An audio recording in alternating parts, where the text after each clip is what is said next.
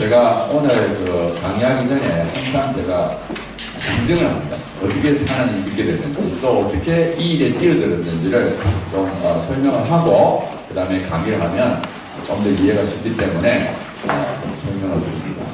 저는 모태신앙인입니다. 저희 어머니께서 저를 임신했을 때, 제가 엄마 뱃속에 있을 때 우리 어머니께서 처음으로 교회를 나갔습니다. 그리고 뜨겁게 예수님을 영접하고 100일 동안 새벽 기도하고 제가 이 땅에 태어났습니다. 그래서 저는 태어날 때부터 하나님의 축복을 받았다 이렇게 생각하고요. 참 훌륭하신 부모님 밑에서 잘 자라다가 중학교 3학년 때 문제가 생깁니다. 중학교 3학년 생물 교과서에 모든 식물이 세포로 만들어져 있다는 기질이 있었는데 그게 참 신기하게 들리면서 야, 모든 식물이 세포로 되어 있다니 신기하다. 그럼 동물은 뭘 되어 있지? 그래서 제가 과학책을 막 찾았어요. 찾으니까 동물도 세포로 만들어져 있다는 사실을 알았어요. 근데 그 다음 순간의 질문이 저한테 그럼 나는 뭘로 되어 있지? 갑자기 내가 어떤 존재인지를 궁금했습니다. 그래서 중학교 3학년 때 방과후에 학교 도서관에 가서 인간에 대한 책들을 읽기 시작했어요. 그래서 한 2, 3주 정도 읽고는 제가 학습에서 글을 적었어요. 글 제목이 뭐냐면은 인간이란 무엇인가. 그러니까 그동안에 읽었던 책을 내 나름대로 정리해서 글을 적었는데 그 내용이 뭐냐면은 생물학적인 인간관계. 조금 나쁘게 이야기하면 유물론적인 인간관계. 근데 그걸 다 듣고 나니까 갑자기 내가 눈이 밝아져갖고 내가 내 자신이 어떤 존재인지 알게 된 거예요. 근데 그것도 잠깐이고 그 다음 순간에 너무 고마워. 내가 이거밖에 안 되나? 영접단이랑 봐야 돼. 그 생각이 딱 드는 거예요. 그래서 독서실 뛰쳐나오는데 독서실이 절 안에 있었어요. 그래서 독서실 나오면 목단들이 있고 절을 통해서 도리가 내려오게 돼 있어요. 도리가 딱 서늘하게 내려왔는데 그때 하늘을 쳐다보니까 구름 안에 없는 파란 하늘. 그걸 쳐다보는 순간에 제가 현기증이 나서 옆에 딱 붙잡고 있었어요. 근데 그때 제 마음속에 어떤 생각이 들었나 하면 내가 왜 험하다 그랬지? 조금 전에 험하다 그랬는데 내가 왜 험하다 그랬지? 그래서 그 조금 전에 그 험하다는 생각을 회상하려고 그랬어요. 근데 아무리 애를 써도 생각이 안 나는 거예요. 그래서 조금 생각하다가 좀 더 살아가야 되겠지. 그리고 이제 독서실에 들어갔고요. 그때부터 제 마음속에 들어온 것이 허무주의고요. 죽으면 끝이다. 이 한 번밖에 없는 인생을 가장 행복하게 살아야 됩니다. 그래가지고 제가 굉장히 공부를 열심히 해서 서울대학교 물리학을 들어갔습니다.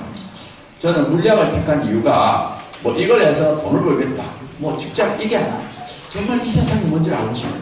근데 그 당시에는 믿음이 없으니까 과학을 통해서 세상을 알고 내가 알자. 그렇게 해서 결국에는 제가 미국에 유학을 갑니다. 미국 유학 가가지고는 굉장히 공부를 열심히 했어요. 살아있는 동안에 좀 알아야 돼요.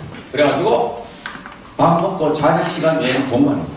그렇게 열심히 했는데 여전히 허무주의, 유물론에서 벗어날 수가 없어요. 그래서 제가 29살쯤 됐을 때 과연 살아야 되느냐 말이야. 죽으면 그냥 없어져 버리는데 무슨 의미가 있어.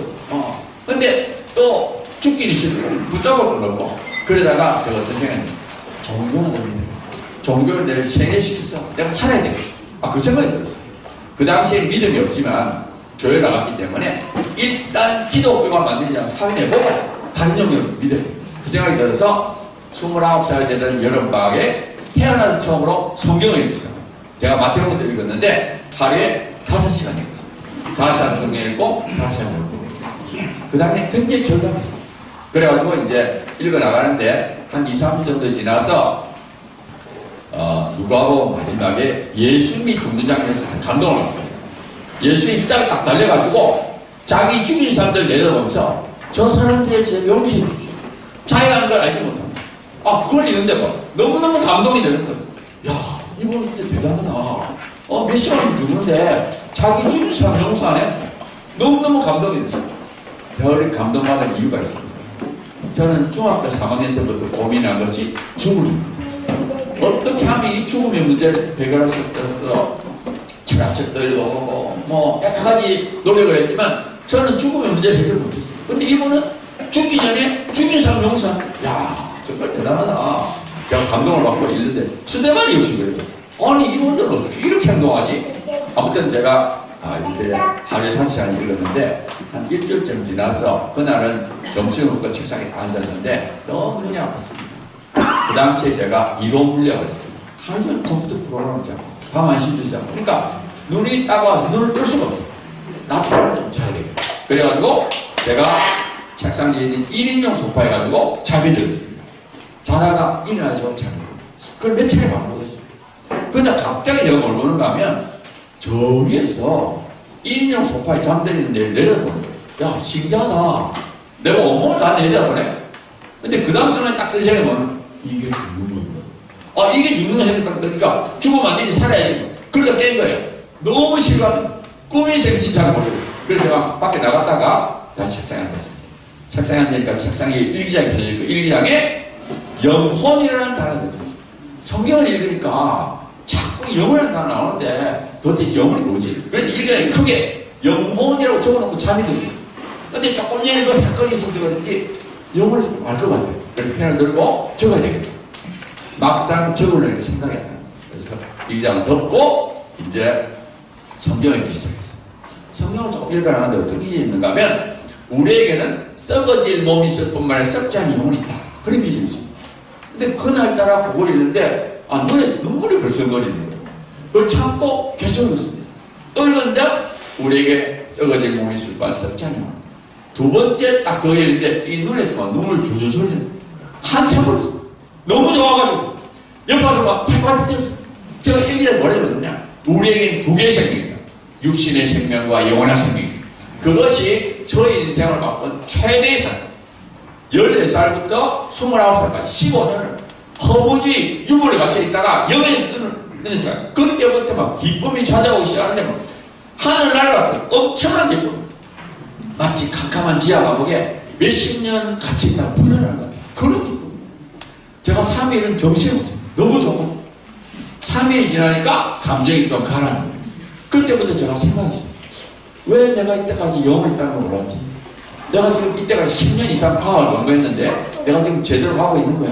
하고 내 나름대로 이성적으로 생각을 했어요. 그때 제가 어떤 생각을 했는가 하면 우리는 다 마음을 갖고 있습니다. 저도 마음을 갖고 있으니까 여러분들을 보면서 말하고 있고요. 여러분들도 마음이 있으니까 저를 보면서 듣고 있습니다. 마음은 뭐냐면은 말하고 듣고 생각하는 주체. 인간 다 마음이 있어요. 근데 문제는 뭐냐? 이 마음을 어떻게 해석하냐. 제가 중학교 3학년 때 2~3시간 동안 글을 적었더랬죠.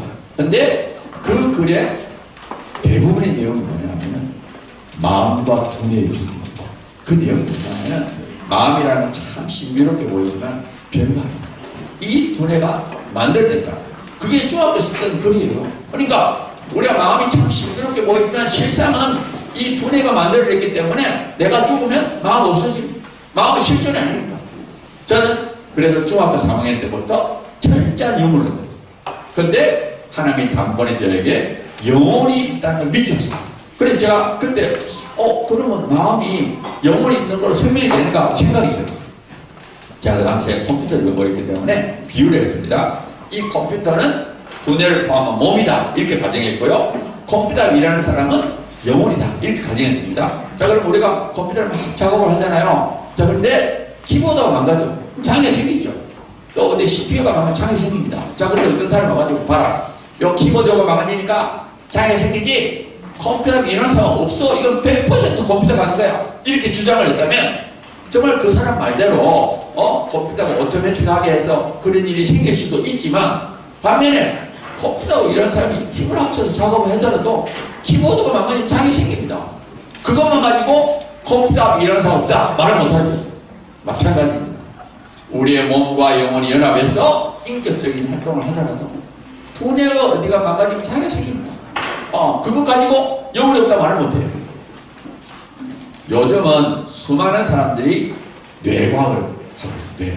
두뇌에 대한 연구를 하고 있어요. 수많은 과학자들. 뭐 의학자, 심리학자, 생물학자. 왜? 두뇌는 우리 자신의 문제고 신비가 없습니다. 그래가지고 수많은 사람들이 뇌과학이라 가지고 두뇌에 대한 연구를 하고 있어요. 근데 이 뇌과학을 통해서 밝혀진 과학적 사실은 뭐냐? 제가 조금 전에 말씀드린 거예요. 두뇌가 어느 부분이 망가지면 어떤 장애가 생긴다. 그래서 우리가 그걸 브레인맵이라고 해가지고 어느 부분은 어떤 기능하고 관계된다는 것을 이제 하고 있어요. 자, 그거는 과학적 사실입니다. 그거까지 우리가 믿어야 돼요. 근데 그 이상은 모릅니다. 우리가 어떻게 판단을 하는지, 감정은 어떻게 생기는지, 우리가 지금 하고 있는 이 정신적 활동이 정말 어떻게 이루어지는지 몰라요. 그래서 제가 말씀드리고 싶은 것은 뭐냐면은, 뇌과학을 통해서 밝혀진 과학 사실은 영혼의 존재에 대해서 말하지 않습니다. 영혼이 있다 없다 말하지 않아요. 중립. 과학은 중립. 영혼의 존재에 대해서 중립입니다. 근데 문제는 뭐냐? 과학자는 중립이 아닙니다. 과학자는 자기 나름대로 논리를 만들어요. 이렇게 해서 뭐 기억을 하는갑다, 어떻게 해서 감정이 생기는갑다, 판단하는갑다 하고, 이 과학자는 자기 나름대로 논리를 만들어서 논문을 쓰고 학생들을 가르칩니다. 근데 문제는 뭐냐? 대다수의 과학자는 유물론자입니다. 왜? 영적인 체험이 없기 때문에. 영의식이 있는 줄 몰라요. 그러니까 이분들은 그냥 두뇌에서 마음이 생겨난다고 가정을 하고 논리를 만들고 논문을 쓰고 학생들을 가르쳐요. 대학교 가서 심리학 개론 같은 거 읽어보세요. 영혼이라는 단어가 전혀 없습니다. 그 사람들은 그냥 그렇게. 그리고 그 다음에 그걸 좀 요약을 해가지고 중고등학교에서 가르쳐요. 중고등학교 생물과 가서 가면 대뇌피질이 어떻게 하고 배워요. 그 다음에 그걸 또 문화를 만듭니다. 그래가지고 SF 영화를. 제가 그러니까 어릴 때, 뭐 지금부터 한 40년, 50년 전에 이야기죠. 그 당시에 SF 영화가 많은데 그 중에 어떤 내용이 있느냐? 두뇌를 조작해서 마음을 조작한 영화가 있습니다. 이미 그 영화는 뭐야? 두뇌에서 마음이 만들어진다는 가정하고 있습니다. 그러니까 우리가 살고 있는 이 세상은 교육과 문화를 통해서 이미 유물론을 세뇌하고 있습니다. 유물론은 뭐 공산주의국가만 하는 게 아니라 자본주의국가 마찬가지입니다.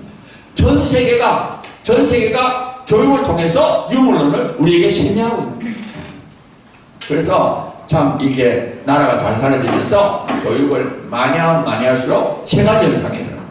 첫 번째, 자살률이 증가해요. 두 번째, 이혼율이 증가해요. 세 번째, 범죄율이 증가해요. 이거는 어느 나라도 똑같습니다. 우리나라만 그런 게 아니에요. 전 세계가 똑같이 교육을 많이 시키면 많이 시킬수록 범죄율, 이혼율, 자살률이 증가해요. 그건 뭐예요? 교육을 통해서 존재 가치를 파괴하는 거예요. 정말 열심히 공부하면 유물론자가 되게끔 만들고 있습니다. 지금도 우리나라는 종교가 없는 사람들, 그러니까 유물론자들이 50%가 넘습니다. 과반수가 넘었습니다. 아무튼 제가 그 당시에 그런 생각을 하면서 어떤 영화를 딱 들었는가, 영혼이 있는 걸로도 마음이 설명이 되는 거예요. 그때는 제가 그게 복음이었어요. 저는 복음이었어요.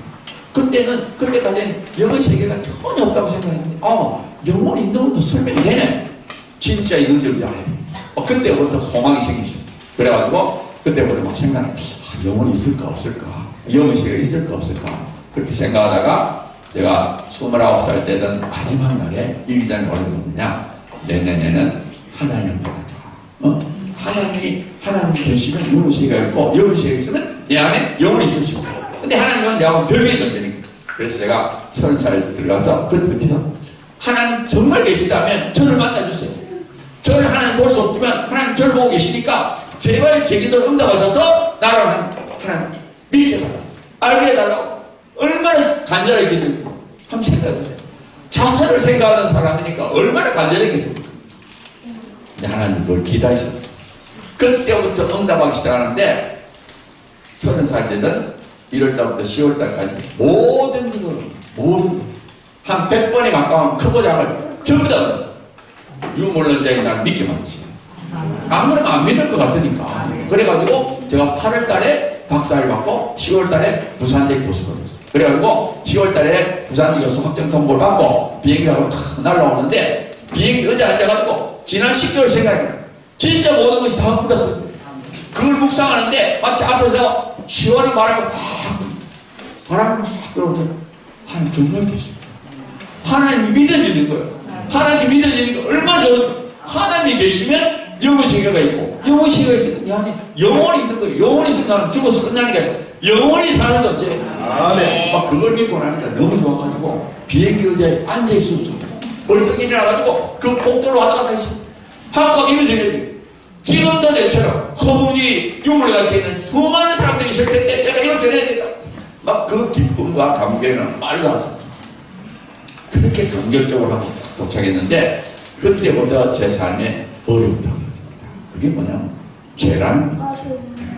하나님은 저를 단번에 만나주시고 저를 교수로 만들었는데 한국 와서 딱 1개월이 지나지 않아서 저를 그게 무슨 때인가 하면 지금은 좀 많이 나아졌는데 뇌물, 탈세, 거짓 주위 3년이 한국 살려면 그 정도는 지어야 된다. 안 그러면 못 산다. 압력이 들어오고 나도 안 지으면 안 될 것 같아. 그래서 죄를 짓고 나면 힘든 거야. 이거 어떻게 하나님한테 네가 죄를 짓다니. 근데 또 비슷한 일도 하면서 또 죄를 짓고 그러니까 얼마나 힘들었지 모르고. 근데 하나님 저에게 복을 주셔가지고 두 가지 복을 주셨어요. 첫 번째 뭐냐, 잘못할 때마다 반드시 이겼어요. 내 딸이 이거 별거 아니다 싶은데 반드시 그 일 지나서 고인 때문에 어려움을 겪어요. 반드시 몇 번 딱 겪고 가니까 정신이 바짝 들더라고. 야, 하나님 진짜 보고 계시네. 내가 잘못한 거 반드시 준비하시고. 두 번째는 질병을 주셨어요. 그래가지고 한국 와서 한 8개월 지나서 간이나 걸렸어요. 그래가지고 그때부터 두 병을 시작해서 지금까지 하고 있습니다. 그런데 아무튼 하나님 복을 주셨어요. 그래가지고 그때부터 이제 두 병을 시작했는데 그러면서 저에게 찾아온 어려움이 뭐냐, 의심입니다. 하나님이 계시고 그 다음에 내게 영혼이 있다는 걸 믿는데 성경이 안 믿지. 그러니까 10년 이상 이 과학을 공부해보니까 이 마음이 이제 과학적 사고방식, 아주 철저한 합리적 사고방식이니까 자꾸 성경이 안 믿어져요. 특히 뭐가 안 믿어져요? 예수님이 안 믿어져요. 예수님이 안 믿어지는 이유가 있습니다. 제가 그때 이제 책을 한 권 읽었는데 간디 자서전을 읽었어요. 간디가 이제 간디의 자서전을 해가지고 이제 한 500페이지 되는 책인데 간디가 위인이잖아요. 그래서 그 자서전을 읽었는데 그 한 500페이지 되는 중간에 무슨 내용이 있는가 하면 간디가 나는 왜 기독교인이 안 되었는가 그런 내용이 있어요. 그러니까 이 간디가 영국에서 유학생활을 하는데 주위에 크리스찬 친구들이 많은데 정말 그 친구들이 너무 착하고 좋은데 딱 문제가 생긴 게 뭐냐면은 이 친구들이 어느 날 자기한테 와가지고 자기가 얼마 전에 이러이러한 죄를 지었는데 예수님의 피로 말미암아 그 죄가 없었다 이렇게 주장한다. 자기는 도대체 이해가 안 된다. 아니 자기가 죄를 지어놓고 2000년 전에 죽은 예수님의 피가 그거 없앴다고 하니까 그건 자기가 믿을 수가 없다. 그래서 자기가 기독교인이 안 되었다 하는 내용이 들어있어요.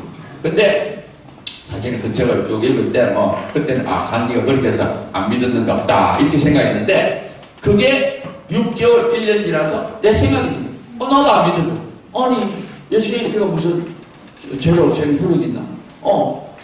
나도 안 믿어지. 그러니까 이제 그때부터 이제 싸우는 거예요. 한쪽에는 야 믿어야 돼. 믿어야지 몸도 낫지. 한쪽은 안 믿어지면 어떻게? 계속 내 마음속에 전쟁을. 근데 하나님이 저에게 질병이라는 걸 주셨어요. 그게 뭐냐? 간이 나쁘니까 감기는 엄청 해요. 한 달 반 간격으로 보통 이제 감기는 엄청 하는데 어느 날 감기는 수치가 나빠지기 시작합니다. 점점 나빠져가지고 딱 죽겠다 싶으면 딱 손을 들어. 하나님 계신 거 아니야? 하나님 한 번만 살려주세요. 한 번 살려주시면 다시 의심하지 않고 예수님 잘 믿겠습니다. 하나님 살려주세요. 마음을 딱 때려가지고 살려달라고. 진짜 신기하게 다시 좋아지는 거예요. 수치가 점점 좋아져가지고 딱 정상이 되면 또 의심이 들어요. 야, 너 지난번 나온 거는 너 잘 쉬어서 그런 거야. 솔직히 말해 너 예수님 안 믿잖아. 안 믿는데 믿는 거 거짓말이다. 막 진짜 안 믿는 건 사실이니까. 막 힘든 거예요. 믿어야 돼. 안 믿는데 계속 싸워. 근데 싸우면 또 몸이 나빠져. 수치가 점점 나빠져. 그 조금 나빠지면 정신 안 차리죠. 딱 죽겠다 싶으면 딱 손대. 하면 한 번만 살려. 다시 의심하지 않겠습니다. 그럼 다시 제가 4년 동안에 5번 했습니다. 정말 인간은 강력합니다. 5번 나가고 나서 그 다음에 의사가 뭐라나 간경화라고. 그때까지는 정신을 못 차렸어요. 이 간염이니까 낫겠지.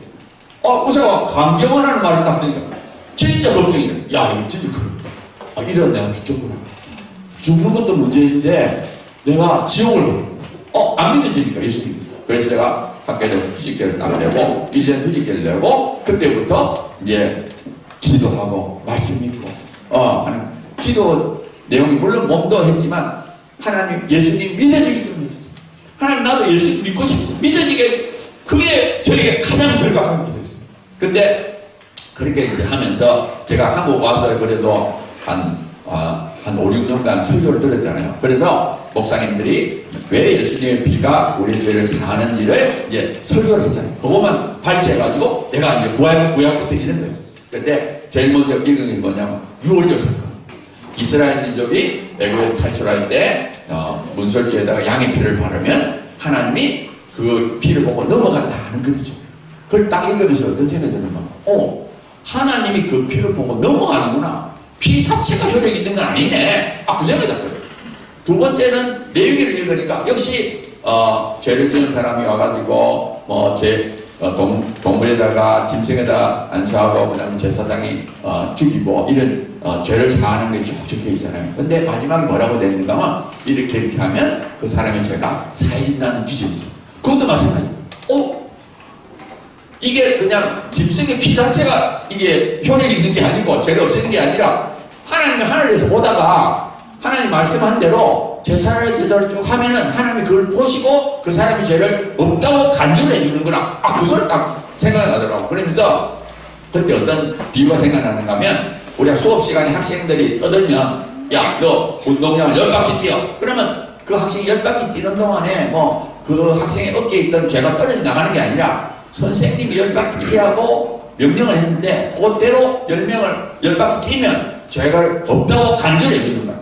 그렇게 이제 느낌이 오는 거예요. 이해가 되는 거예요. 그러니까 이제 구약 신약을 읽으면서 이래서 죄가 없어지는구나 하고 이제 성경에 있는 말씀이지만 그것이 이제 이해가 되면서 납득이 되는 거예요. 그러다가 이제 한 3, 4개월 지나서 어느 날 아침에 딱 깼는데 새벽 한 4시 반에 깼어요. 4시 반에 딱 깨가지고 지난 날을 생각하는 거예요.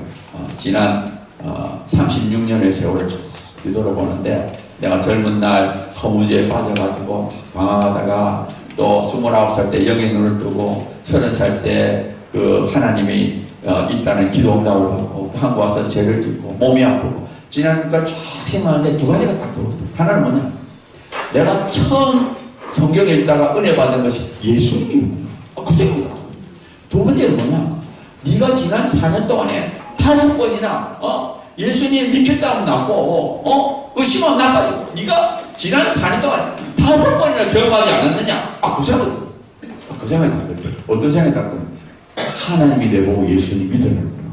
하나님 내보고 예수님 믿으라는데 내가 그걸 어떻게 거부해? 믿어야지. 그래가지고 제가 일어나가지고 작은 방에 가서 기도했어요. 하나님, 제가 이제부터는 예수님 잘 믿겠습니다 하고 기도했어요. 한 5분, 10분. 그리고 나서 지난 참 신기한 건 뭐냐? 그날 이후로 의심이 들어요. 너무 신기하잖아요. 의심을 누가 하고 싶어서 합니까? 가만히 누워있으면 의심이 들어요. 그날 이후로 의심이 안 돼요. 그러면서 이제 마음의 영적인 연연이 끝났어요. 그렇다고 해서 제 몸이 나은 건 아니에요. 그래가지고 1년 뒤에 복직을 했어요. 복직을 해서 제가 30대, 40대 누워 지냈어요. 생각해 36살 때 감경하는 판명을 받았으니까 얼마나 마음이 쫄았겠어요. 그래가지고 연구실에 침대에 놔두고 수업하고는 그냥 누워있고 또 겨우 그러니까 교수는 일찍 됐죠. 30살 때. 그러니까 30대 살 때 누워 지내니까 그래도 제가 믿음이 있으니까 우리가 말씀 듣고 이렇게 지냈어요. 근데 한 40대 후반이 돼서 제 마음속에 너무 안타까워. 내가 이러다가 죽으면 너무 안타깝다. 하나님, 저도 일 좀 하다가 죽게 됐어요. 40대 후반이 그렇게 됐어요. 근데 제가 만으로 50세 됐는데 그때가 2006년도 우연히 국민일보 보는데 차별금지법 제정이 났어요. 그래서 차별금지법이 뭐야? 그러니까 그 밑에 보면 성적지향이라는 게 있어요. 근데 성적지향은 무슨 의미지? 근데 그 기사가 뭐냐면 국가인권위원회가 차별금지법을 만들려고 정부에 권고를 했어요. 그래서 제가 국가인권 홈페이지 들어가니까 성적지향은 동성애, 이성애, 양성애를 뜻한다. 그래서 동성애는 안 되지. 그래서 제가 그걸 삭제해달라고 이제 서명을 받았어요. 교수님들 한 250명 정도 서명을 받아가지고 청와대, 법무부, 정당 이렇게 보냈어요. 그게 2007년도 2월달입니다. 그리고 저는 할 일 다 했다 생각해요. 나는 겨우겨우 살아가고 있는데 내 나름대로 최선을 다했다. 그리고 이제 잊어버렸는데 2007년도 10월 달에 입법력을 했어요. 여전히 성적장이거든요. 야, 큰일 났다. 그래가지고 다시 막 전국에 다 알렸어요. 근데 다행히 그때 이용희 교수님, 에스더 기도원장 이용희 교수님이 그걸 보고는 이제 법무부 앞에 가서 해가지고 그거를 이제 결국은 무산시켰죠. 그리고 나서 저는 잊어버렸어요. 나는 몸이 아픈데 내가 뭘 할 수 있겠노. 근데 우리가 2010년도에 바성년이라는 시민단체를 만들었어요. 그래가지고 이제 우리가 회원가입을 하고 저도 회원가입을 했어요. 근데 그리고는 이제 그냥 아무 생각이 없었는데 그 바성년이라는 단체가 흐지부지하게 됐어요. 왜? 회원들이 회비를 안 내. 회비를 내야만이 간사 월급을 줄 수 있는데 회비를 안 내. 그래가지고 이제 흐지부지가 되고 2012년도에 다시 재창립을 합니다. 재창립을 하면서 이용희 교수님이 저보고 이제 운영위원장을 좀 맡아라 이렇게 해가지고 자 이제 그 신문 책임자를 맡았어요. 부산에서 그냥 전화로 서울에 있는 본부에 말하면 된다 해가지고 제가 이제 그때부터 이제 2012년도부터 본격적으로 이 일에 뛰어들었습니다. 근데 사실 그때가 제가 몸이 좋은 때가 아니었어요. 왜냐하면은 2010년도 서울대학교에서 저에게 간하고 콩팥에 암이 있다고 했어요. 아니 한 군데만 암이 있어도 겁나잖아요. 근데 간하고 콩팥에 두 군데 암이 있다. 그러니까 얼마나 놀랬겠어요. 전 죽는 줄 알았죠. 그래 보니까 간에는 조그마한 암이 두 개가 있어요. 그래서 바로 시술하고요. 이 왼쪽 콩팥에는 중앙에 보고 있어요. 중앙에. 그래서 이제 3개월 단위로 이제 이거를 이제 점검하는 거예요. CT, MRI 점검해서. 근데 요거 크진 않았는데 이걸 서울대학 가면은 계속 그 병원에서는 암이라는 거예요. 암. 얼마나 겁이 나요. 암. 그러니까 제가 온데 다니면서 뭐 부산대학 가서 물어보고 온데 아무데도 말을 못합니다. 이거 암인지 아닌지 모르겠다. 그리고 서울대학교가 암이라는데 뭐 감히 암이 아니라고 말을 못해요. 그래 결국에는 2013년도에 왼쪽 콩을 떼냈어요. 떼냈는데 어떻게 암은 아니더라고요. 근데 어떻게 떼냈는데. 그래서 아무튼 제가 말씀드리는 이유는 뭐냐면은 2012년도 그 중간 2010년도 암이라고 판명하고 2013년 콩팥을 떼는 그 중앙에 2012년도부터 일에 본격적으로 뛰어들었어요. 근데 하나님 그걸 기쁘셨어요. 그래가지고 한 3, 4년 지나서 2016년도에 간염 바이러스가 있었어요. 사실 간염 바이러스 때문에 간경하고 간암이 된 거거든요. 그래서 2016년도쯤에 이제 간염 바이러스가 없어지니까 몸이 좋아지더라고요. 그 전까지 30대 살 때는 조금만 활동하면 그 다음날 천근만근인데 이때는 몸이 좋아져요. 그래서 활동량을 늘려도 좋아지고. 그러니까 막 그때부터 이제 신이 나서 이제 활동을 시작하는데 그때부터 일이 쏟아지기 시작했어요. 2017년도에 헌법을 바꾸라고 헌법. 문재인 대통령. 그래가지고 저희들이 국회 앞에 텐트 치고 이제 보름 정도 해가지고 국회의원 만났고요. 그 다음에 2018년도에는 NAP 국가인권정책 기본계획을 만들어서 고층에다 3개월을 텐트 치고 살았습니다. 그 다음에 2019년도에는 경기도 성평동 조례 때문에 경기도 의회 앞에서 또 겨울철에 3개월 치고 그때부터 신이 나는 거예요. 몸이 좋아지고 나니까 삭발하고 혈서 쓰고 텐트 치고 신이 그때부터 너무 30대 살 때 누워있다가 일어나요. 너무 신이 나요. 제가 그러니까 2016년도가 제가 만으로 60세 됐습니다. 지금은 만으로 69세. 그러니까 9년 동안 지금 일을 했어요. 너무 30대 살 때 놀았던 걸 지금 하는 거예요. 너무 신나가 얼마나 신나겠어요. 일하고 하나님 일 좀 하게 해주세요. 일을 마음껏 하도록 해주시고. 제가 정리를 하면은 저는 세 가지를 믿습니다. 첫 번째 하나님은 진짜 생각했습니다. 두 번째 우리는 진짜 주입니다. 세 번째 그러한 우리를 끝까지 사랑하셔서 예수 그리스도를 믿게 만드시는 사랑이 하나님. 그래서 저는 이 일을 너무너무 좋아합니다. 그리고 저희 목표는 일이 아니라 하나님을 더 가까이 더 믿음을 갖는. 그래서 이 일이 참 어렵습니다. 그래서 어렵기 때문에 좋아요. 내가 할 수 없는 일이니까 이 일을 통해서 하나님의 살아계심을 더 경험하는 것이 목표고, 그 다음에 저는 목표가 꿈이 있어요. 뭐냐, 죽을 때 설레는 마음으로 죽으니까 그게 제 꿈이에요. 그래서 진짜 믿음을 갖고 진짜 믿음을 다음 세대로 전하는 게 제 목표예요. 그래서 열심히 지금 노력하고 있습니다.